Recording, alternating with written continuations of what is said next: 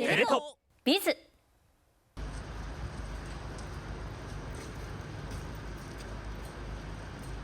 ウクライナの財務大臣ですね、マルチェンコさんという財務大臣のインタビューが取れることになりました。日本の支援も最近いろいろと発表されたものがありますし、復興に向けたさまざまな財政政策、そもそもあと戦費の調達とかいろいろと課題がありますので、そういった点も伺っていこうかと思います。Thank you so much. Thank you for taking your time. Yeah. So, nice to meet you. I'm Wataru from TV Tokyo, and she's cameraman Hana. The question is about the general situation of Ukraine. So, could you tell us the current state of Ukrainian economy? GDP decreased 30% compared to the previous year. As you mentioned, last year we lost 30% of our GDP. Also, due to the war with Russia, we had huge inflation. It was 26.6. Of course, inflation was a trend last year for all countries around the world, but for us, it's this level of inflation was very huge. Of course, it could be even huger if we hadn't made necessary steps and measures to cover inflation. From the side of National Bank of Ukraine, from the Ministry of Finance standpoint, we did our best to stabilize macroeconomic situation last year. And of course, the support we've got from our partners also helped us to stabilize economy in Ukraine. Last year we received $31 billion as official financing, and from Japan we received 581 million. And again, I want to reiterate, we are so grateful because all of this money we use to support our people, to support people of Ukraine, to cover our pensions, healthcare expenses, salaries for education, etc., etc. So it covers our humanitarian and social needs. So, and for this year, situation is quite stable. We prepared budget for 2023. This budget, of course, envisage war in Ukraine for this year, and 50% of our budget are military budget.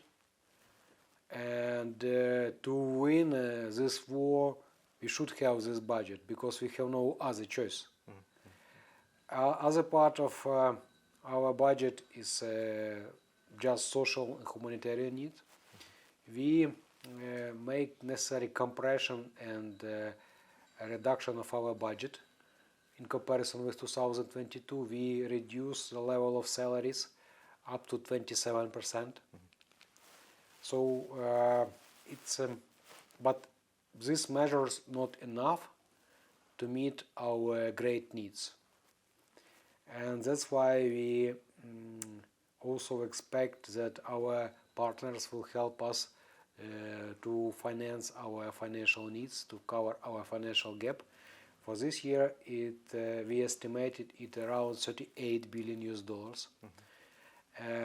However, we already have an agreement with EU, which can help us to cover 18 out of 38, as well as grant financing from the United States also help us to cover $9.9 billion. Now we're in a process of negotiation with IMF, and in the middle of this month, between 13 and 17 of February, it will be IMF mission in Warsaw. We will discuss existing monitoring board program with IMF and possibilities to have a ECT program, upper credit tranche program with IMF. So you mentioned the military budget, so it's increasing so this year unless the war stops. If possible, could you tell us the breakdown breakdown of military budget. Yeah. So if there, I of would course, prefer to not answer this Okay, question sure. because it's for security reason. I just want to tell you that if last year it was around 30% of GDP we spent on military campaign, for this year this number estimated around 18 up to 20% of GDP. Oh, yeah, huge. Huge amount, of course. And it's not covered fully by our own military expenditures. We also expected our partners will help us with additional armored vehicle, tanks, anti-missiles, rocket systems, air defense systems. So a lot of machinery and tools we expected to get this year to be able to continue the military campaign. In this harsh time, how important is the financial support from all over the country, including Japan? Of course, it's a number one priority to keep our country running, to find solution how to finance our huge financial gap. It's not just our choice to have this war in our territory, but we should be able to have an answer, because without answer we can lose our country. That's why we fully respect that other nations, other countries, donors help us to finance our huge deficit, support us military. And for this year, it's also priority number one to cover our budget needs to keep our country running. Any support which you can help us to provide, we welcome. So I don't want to talk about the possible amount of money or some equipment or other stuff you can provide for Ukraine. I think it should be your decision how you estimate what should be this amount. But what I want to reiterate that we expected that for rapid recovery this year, President Zelensky reiterated several times that we needed around $17 billion for reconstruction, except of budget needs, which already mentioned. We cannot estimate the amount of the money. So now, their support from all over the world is is it enough for you? So not enough, of not course. Enough. Minister of Finance. We're slightly behind to cover our goal of this year, of deficit of this year, $38 billion, because it's still we have still a gap around 10 billion in our budget, and now we negotiate with IMF and other donors to cover this gap. So it's for budget. For reconstruction, I mentioned that it's only 3 out of 17 billion we already envisage and we able to finance for reconstruction needs. And also another issue is economy and energy restorations. A lot of damage Russia have done for our thermal stations, for our electricity grids, for transformators. They damaged our electricity infrastructure. If you compare our existing electricity infrastructure with how it was in the middle of 2022 even, it's a great difference. But we're still capable to repair, and we still need some tools to install to provide electricity for people of Ukraine. It is difficult for you to answer this question, but I'd like to know there's some corruption and some bribery. How can Ukraine overcome this issue? Of course, the corruption cases are not bringing us trust and respect. I really understand it, and for me personally, it's damaging messages because I really understand what it means to be trustful and respectful within Ministry of Finance societies. But I think that, of course, if there is a cases of corruption, we should clean it.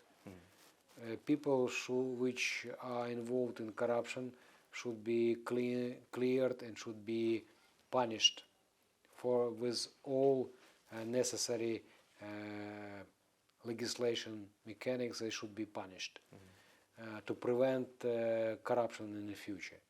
Of course, it make us suffering even more because of these cases of corruption. But despite the war, I think we should have been able to eradicate fully corruption in Ukraine, and this is also could be a right time for that. So can you say with 100% confidence, so you can beat corruption in Ukraine? Yes, we can. But if you ask me how it's possible in a war to have corruption, the corruption is mitigated to the most possible ways. But again, it's still there are still cases of corruption, and we should eradicate it. And we are capable to fully eradicate corruption in Ukraine because we really understand what our goals. We want to reach EU accession.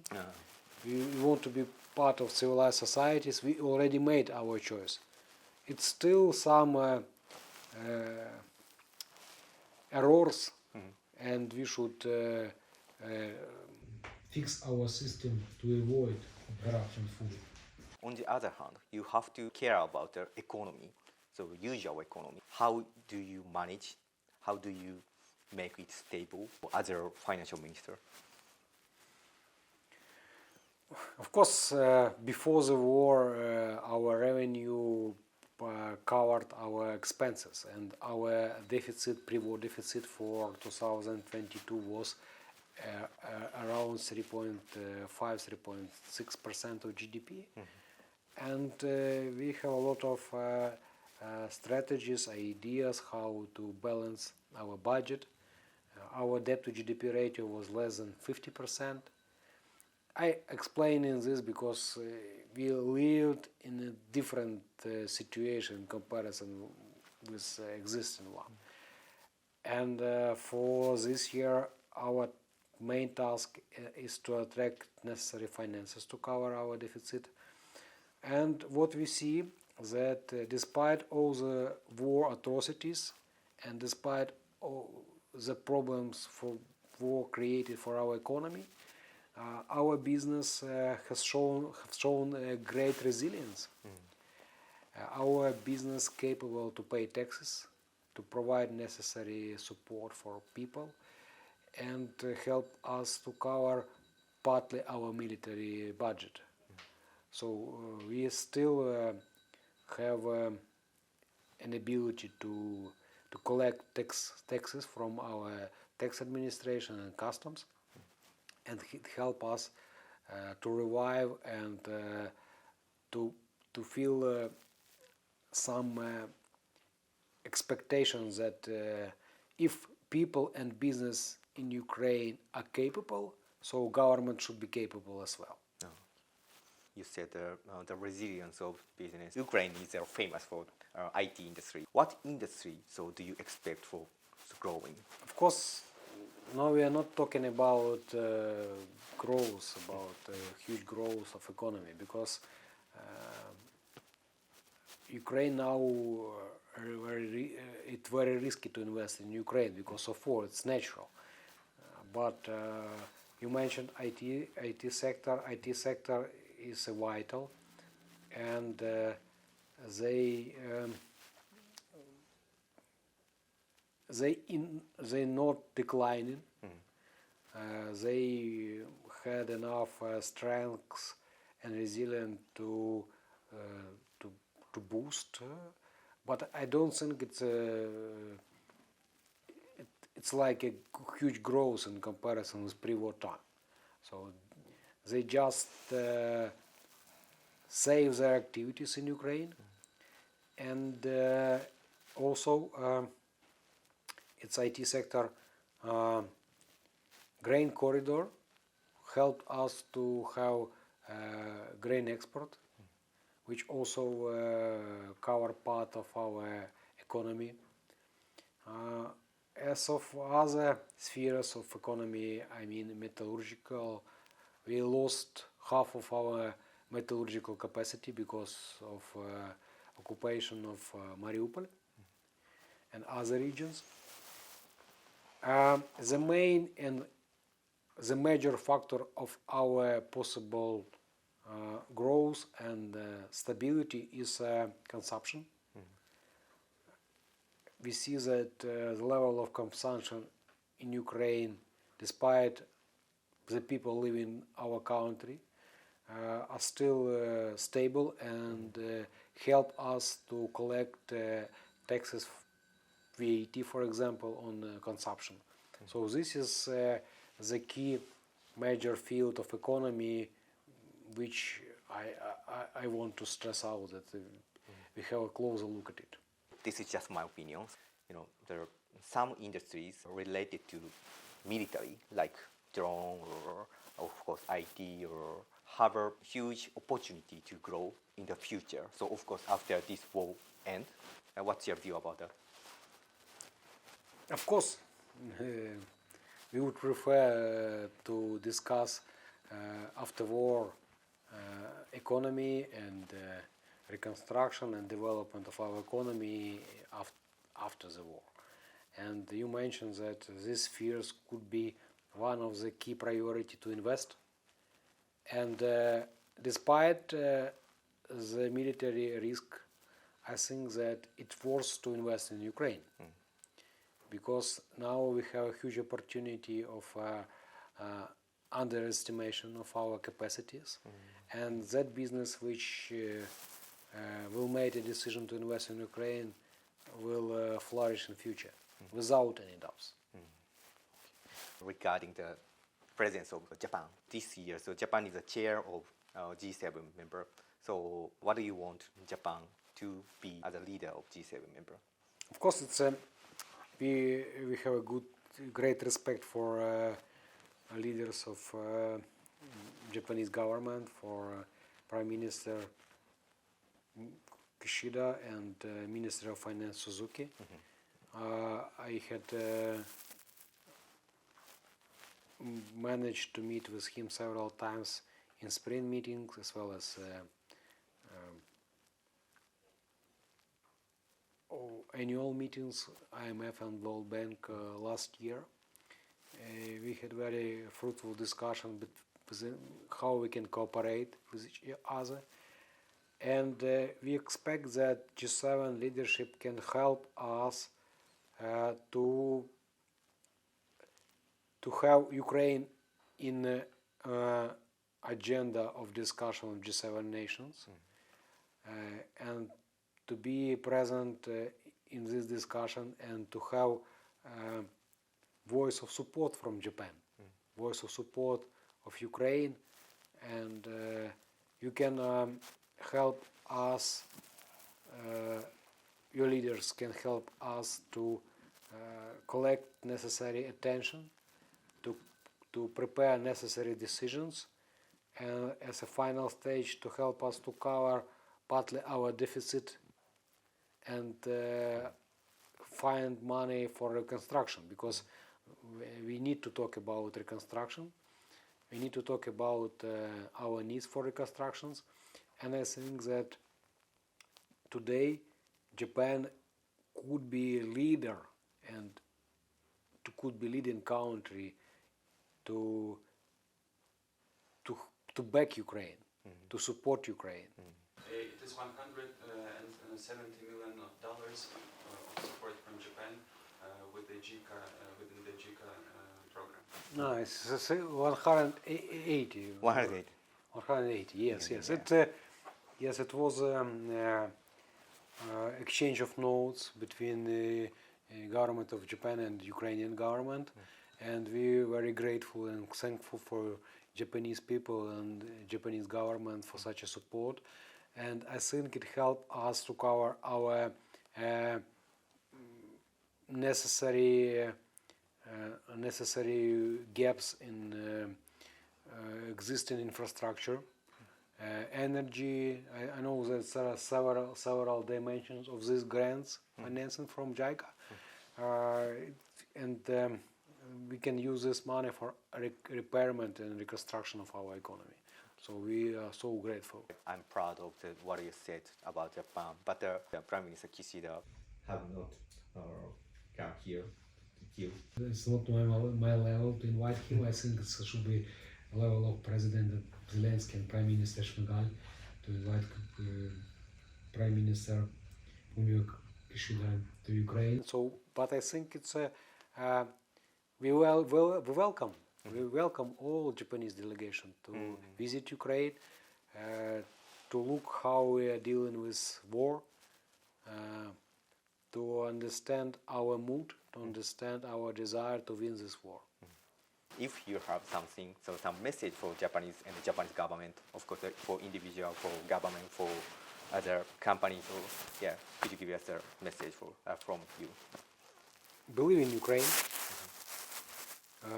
We prove that we are capable, resilient, and determined people to live in our land, to create independent state of Ukraine.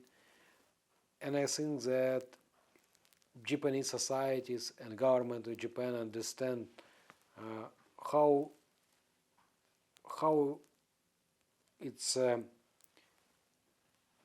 problematic to be in a war and to protect their country. And I think that despite that we have a very huge enemy, very strong enemy, together with all nations which support Ukraine, we can and we should win this war. And we should restore our sovereignty on all territory of Ukraine. We should liberate all our territories. And we are expecting that Japan, leading G7 nation this year, can help us to boost enough energy to prepare necessary decisions to help us to achieve this goal, to win this war with Russia.